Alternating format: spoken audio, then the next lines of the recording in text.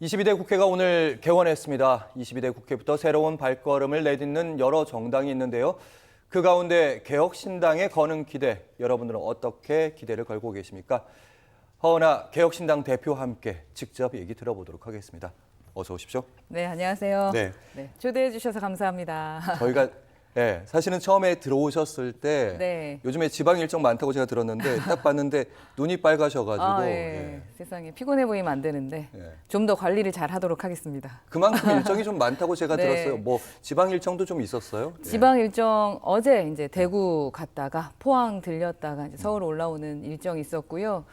당 대표가 되다 보니까 생각보다 일정이 많더라고요. 보여지는 부분에서도 일하는 게 있고 또 보이지 않는 수면에서도 일을 해야 하고.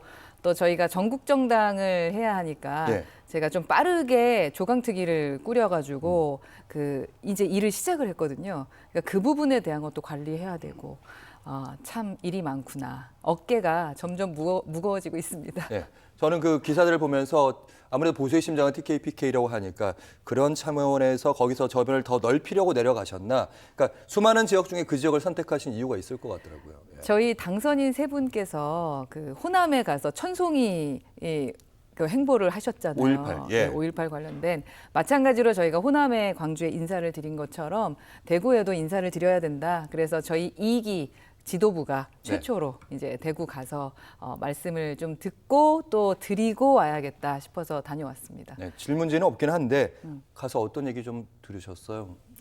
우선은 우리를 버린 건 아니지 이런 말씀들이 사실은 이제 센 걸로 말씀드리면 가장 큰 부분이었고 예. 아닙니다라는 말씀드렸고 보수의 심장인 곳이고 보수의 그 당에 대한 기대가 크시잖아요.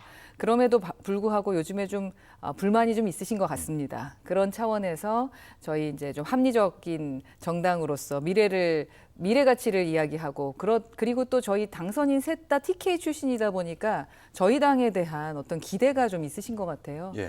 그래서 많은 질문 받고 왔습니다. 알겠습니다. 예. 본격적으로 저희가 질문을 좀 소화를 해보면 당대표가 되신 지 한 열흘쯤 되셨잖아요. 네, 열하루 됐습니다. 그렇습니다. 처음에 뭐 이기인이란 천하용인 중에서 막강한 당대표 후보도 있었고 그렇죠. 38.4% 득표율 어떻게 승리하셨다고 생각하십니까? 저를 우선은 하늘이 좀 도와줬고 운이 좋았다라는 생각이 들고 그중에서도 좀 당당함에 대해서 긍정적 평가를 해주신 게 아닌가 싶습니다. 첫 번째로는 비례대표직을 버리고 왔잖아요. 그러니까 기존의 기득권인 배지를 버리고 한 5개월 정도 의원을 할 수 있는데도 당당하게 우리 개혁신당에 투자한 것, 그 당당함에 대한 긍정적인 평가가 좀 있었다라는 생각이 들고 또 개혁신당에서 사실 비례대표를 할 수도 있음에도 불구하고 제가 지역구에도 당당하게 출마를 했잖아요. 그런 행보들을 좀 열심히 봐주시고 허은하라면은 우리 당에게 의리를 지키면서 좀 당당한 행보를 할 수 있지 않을까 이런 생각을 하지 않으셨을까. 제 개인적으로는 여성이라는 그 어떤 가산점이라던가 할당 이런 것들을 과감하게 버리고 출마해서 1등을 한 거기 때문에 더 당당했다. 그런 부분에 좀 지지해 주신 것 같다라는 생각입니다. 네, 언젠가 비겁한 정치하지 않겠다, 성역 없는 정치하겠다 네. 이런 말씀 기억에 남았습니다. 자, 첫 질문부터 처음은 좀 편한 질문이었는데 두 번째 질문 좀 어렵습니다. 네. 당 지지율을 어떻게 올릴 것인지 그러니까 당원의 분포가 아무래도 남성이 많은 정당이잖아요. 네네. 예, 어떻게 다 폭넓게 받아들이실 수 있을 것인지.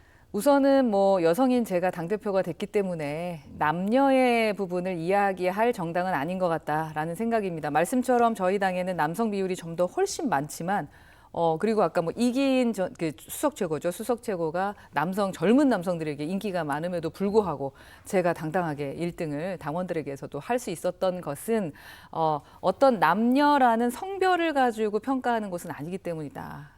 저는 그 부분을 좀 높이 보셨으면 좋겠다라는 생각입니다. 아까 당당함에 대해서 그리고 저의 소신에 대해서 그리고 의리를 지켜나가는 정치인 허은하를 받고 또 지금이 필요한 2기 지도부의 대표는 좀 안정적으로 포용하면서 그리고 뭔가를 품어나가며 기반을 닦아내는 그러한 당대표가 필요하다고 판단한 그 전략적 판단에 의해서 저를 뽑아주신 거라고 생각합니다. 그래서 말씀하셨던 것처럼 어떤 이대남 정당이라던가 그 부정적인 것과는 좀 거리를 두게 된 것이 아닌가.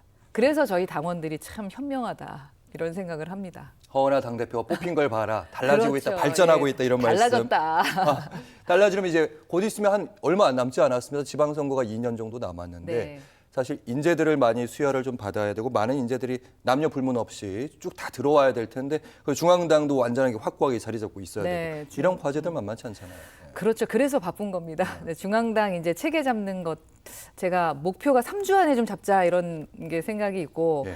그리고 이제 말씀하셨던 것처럼 전국 지역을 좀 하려 그러면은 그 인프라는 깔렸는데 예를 들어 인재들이 안 오면 안 되잖아요. 그래서 제가 신의 한 수로 연구원장을 그 이준석 의원을 이제 자리 딱 앉혀놨습니다. 예. 그러니까 이준석이라는 정치인을 보고 저희가 그 정치인이 깃발을 꽂은 걸 보고 저희 정치인들이 쫙 모였던 것처럼 그리고 또 그 정치를 좋아하는 그리고 한번 저런 정치 해보고 싶다 하는 2030 세대가 많아요. 그래서 그분들이 좀 좋은 인재들이 좀 많이 와서 저희 정치학교에서 많은 인재들을 양성해서 제2, 제3의 이준석이라는 인물을 만들어내면 어떨까 하는 생각을 갖고 있습니다. 할 일이 많으시겠습니다. 너무 많습니다.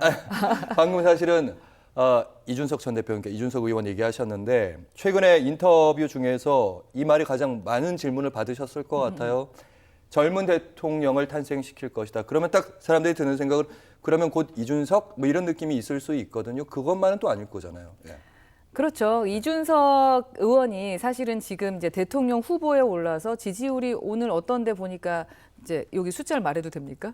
저희가 자료가 애매하죠. 예. 네.